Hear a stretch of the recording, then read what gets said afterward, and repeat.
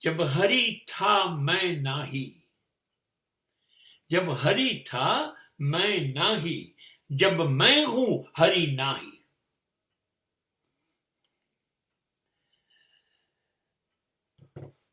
खुद होना ने डुबोया मुझे, नहीं तो मैं खुदा था क्या बुरा था। मेरा खुदीपन, मैं खुद हूं, मैं हूं, इस बात ने डुबोया मुझे।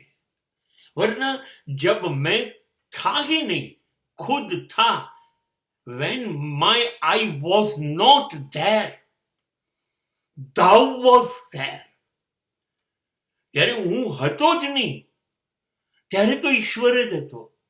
જેવું મેં શરૂ કર્યું કે હું છું ને ઈશ્વર ગાયબ થઈ ગયો. એ પાયાની શરત છે. બે જોડે નહીં હોય ક્યારે. હું પણ હોઉં અને મારો ઈશ્વર પણ હોય, એ શક્ય નથી. એક જ હોય, બે ના હોય. અને જ્યાં સુધી બે હોય ત્યાં સુધી ઈશ્વર હોય જ નહીં. હવે આપણી તો જીત છે કે હું તો છું જ. મારી તો દરેક વાતમાં હું છું, મેં કર્યું, આ મારું, હું તો છું જ. હા તો કર, બધું તું છું, બધું તું કરે છે, કર. હવે ઈશ્વર વેકેશન પર છે. તું શક્તિશાળી છું, તાકાતવાર છું, હવે કર.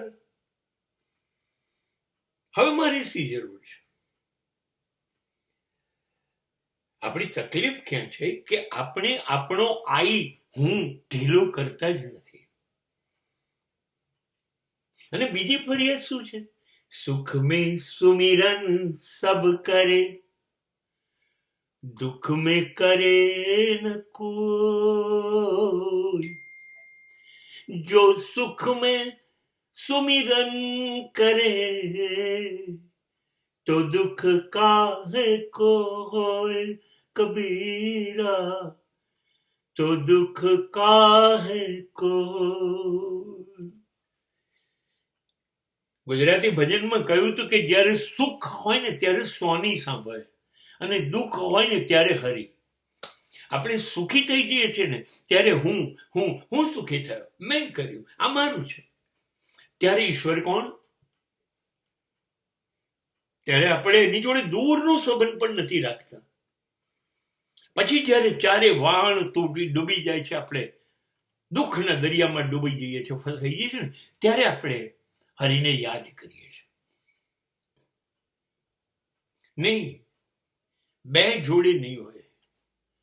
કાં તો ઈશ્વર છે અને હું ઈશ્વરમાં ખોવાઈ ગયો છું અને હું ઈશ્વર બની ગયો. That's all. અને જો મને એમ છે કે નહીં, હું જ છું, અને તો ઈશ્વર ખોવાઈ જશે. બે જોડે નહીં હોય. અને આપણી તકલીફ એ છે કે મારે હું ને જીવતો રાખવો છે. ઈશ્વર જીવતો રહે કે ના રહે.